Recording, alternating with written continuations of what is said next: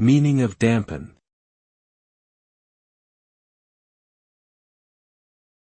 Dampen.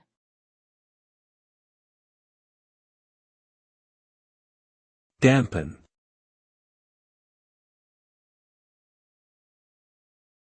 Dampen.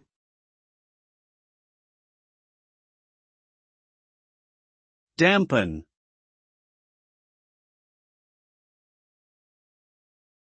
The word dampen can be used both literally and figuratively. In its literal sense, it means to make something slightly wet or moist, often by adding a small amount of water. Figuratively, it means to reduce the intensity or impact of something, such as an emotion or a situation, by making it less pronounced or effective. The result of dampening something can vary depending on the context, but it generally involves making it less intense or potent in some way.